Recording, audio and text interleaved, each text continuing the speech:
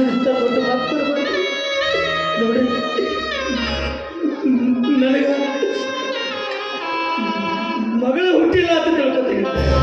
ಆದ್ರೆ ಸಿಟ್ಟಿಗೆ ಬಂದಾಗ ನನ್ನ ಚಿಕ್ಕದಲ್ಲಿಗೆ ಸತ್ತಿರೋದು ನಿನ್ನ ಕರುಳ ಬಳಿ. ಯಾಕೆ ಆ ಕೊಡುಕನಿಗೆ ದಣಿ ದಣಿ ಅಂತ ಕರಿತೀಯ? ನಿನ್ನಿಂದ ದಣಿ ಅಂತ ಕರೆಸಿಕೊಳ್ಳಿ ಯೋಗ್ಯತೆ ನನಗೆ ಇಲ್ಲ. ಬೇಕಾದ್ರೆ ನಿನ್ನ ಕೈಯಲ್ಲಿ ಒಂದು ಕೊಡ್ಲಿ ಕೊಡ್ತೀನಿ. ಅವನನ್ನ ತುಂಡು ತುಂಡಾಗಿ ಕತ್ತರಿಸಿ ಹಾಕಿಬಿಡು. ತುಂಡು ತುಂಡಾಗಿ ಕತ್ತರಿಸಿ ಹಾಕಿಬಿಡು. ಬಿಡು. ಈ ಬೆಟ್ಟಪ್ಪ ಕೊಡು ನ್ಯಾಯ ತೀರ್ಪಿನ ಮೇಲೆ ನಿನಗೆ ನಂಬಿಕೆ ಇದೆ ತಾನೆ? ವಿಶ್ವಾಸ ಇದೆ ತಾನೆ? ಹಾಗಾದ್ರೆ ತಪ್ಪು ಮಾಡಿರೋ ಆ ಕಟುಕನಿಗೆ ನಾನು ಶಿಕ್ಷೆ ಕೊಡ್ತೀನಿ. ಈ ತಪ್ಪು ನಡೆದಿರೋದು, ಈ ತಪ್ಪಿಗೆ ಕಾರಣ ಈ ಬೆಟ್ಟಪ್ಪನ ಮಗ ಅಂತ ಊರ್ ಜನರಿಗೆ ಗೊತ್ತಾಗಬಾರ್ದು. ಯಾಕಂದ್ರೆ ಇಷ್ಟು ದಿನ ಕಾಪಾಡಿಕೊಂಡು ಬಂದಿರತಕ್ಕಂಥ ಮಾನ ಮರ್ಯಾದೆ ಎಲ್ಲ ಇದು ಪಾಲನೆ ಬಿಡ್ತಿರುತ್ತೆ. ನಾನು ಅವನಿಗೆ ಶಿಕ್ಷೆ ಕೊಡ್ತೀನಿ. ಆ ಕಾರಣನೇ ಸುಟ್ಟ. ಆಯ್ತಪ್ಪ, ಈ ವಿಷಯ ಯಾರಿಗೆ ಗೊತ್ತಾಗಬಾರ್ದು ಅಂದ್ರೆ ಆ ಕಾಗದನ ಸುಟ್ಟಾಕ್ಬಿಡ್ತೀನಿ.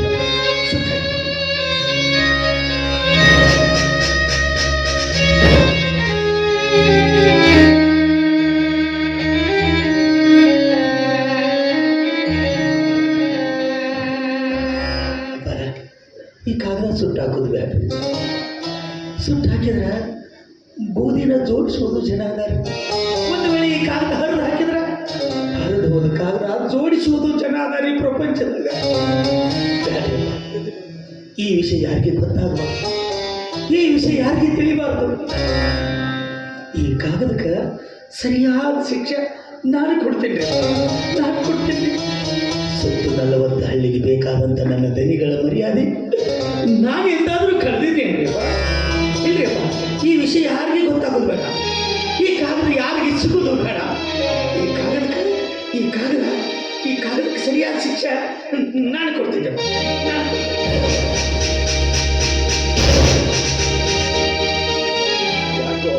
ಯಾಕೋ ಈ ಬೆಟ್ಟಪ್ಪನ ಕುಟುಂಬದ ಮೇಲೆ ಎಷ್ಟೊಂದು ಅಭಿಮಾನ ಇರುತ್ತೆ. ನೀನು ಮಾಡಿದ ಈ ಉಪಕಾರಕ್ಕೆ ಈ ಬೆಟ್ಟಪ್ಪನ ಮೈ ಚರ್ಮ ಸುರಿದು ಚಪ್ಪಲಿ ಮಾಡಿಕೊಟ್ಟರು ಕೂಡ ಕಡಿಮೆ ಕೊಡ್ತೀನಿ. ಸರಿಯಾದ ನ್ಯಾಯ ತೀರ್ಮಾನ ಕೊಡ್ತೀನಿ. ದೊಡ್ಡ ಸ್ವರ್ಣ ಲೆಕ್ಕ ಬದಲಾಗಬಹುದು, ದೀರ್ಘ ಭೂಮಿ ಚಲನೆ ನಿಂತೋಗಬಹುದು. ಆದ್ರೆ ಈ ಬೆಟ್ಟಪ್ಪ ಕೊಡೋ ತೀರ್ಪು ಯಾವತ್ತೂ ಬದಲಾಗಲ್ಲ ಅಂತ ನಾನು ತೋರಿಸ್ತೀನಿ. ಏ ಮಾದೇವಿ, ಕಂಡ ದೇವರಿಗೆ ಹರಕೆ ಮತ್ತೆ ಎಲ್ಲ ನಡೆದ ಮಗ ಹುಟ್ಲಿ, ಈ ಬೆಟ್ಟಪ್ಪನ ಸಂತಾನ ಬೆಳಗಲಿ ಅಂತ ನೀನು ಇಂಥ ಮಗನಿಗೆ ಜನ್ಮ ಕೊಡ್ತೀಯ ಅಂತ ಗೊತ್ತಿದ್ರೆ ಆ ದೇವರಲ್ಲಿ ಕಣ್ಣು ಮುಗಿ ಕೇಳ್ಕೊತಿದ್ದೆ ನಿನ್ನನ್ನ ಬಂಜೆಯಾಗಿಡು ಅಂತ. ಇಡೀ ಊರ್ ಜನ ನಿನ್ನನ್ನ ಬಂಜೆ ಅಂತ ಕೂಗಿ ಕರೆದ್ರು ಈ ಬೆಟ್ಟಪ್ಪ ಸಹಿಸ್ಕೊಳ್ತಿದ್ದ. ಈ ದಿವಸ ಈ ಬೆಟ್ಟಪ್ಪನ ಮಗ ಇಂಥ ಕೆಲಸ ಮಾಡಿದ್ದಾರೆ ಅಂದ್ರೆ ಈ ಬೆಟ್ಟಪ್ಪ ಬದುಕಿದ್ದು ಸಂತೋಷ.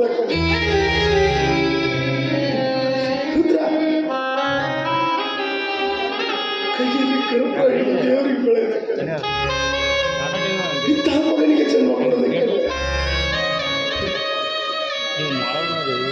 ಆ ದೇವರು ನನ್ನ ಜೀವನದಲ್ಲಿ ಆಟ ಆಡ್ತಾನೆ ಅಂತ ಗೊತ್ತಿತ್ತು.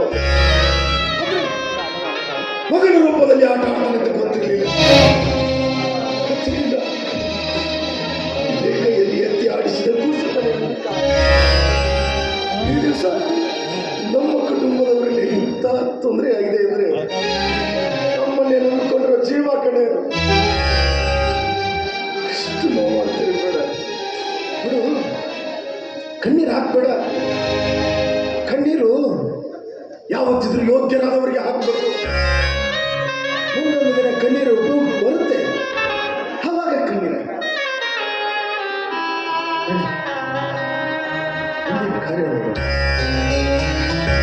ನೀನು ಹೊರಟ ಊರಿಗೆ ದಾರಿ ಹೇಳಮ್ಮ, ಆ ದಾರಿಯಲ್ಲಿ ಕಲ್ಲು ಇದ್ರೆ ಕೂಗಮ್ಮ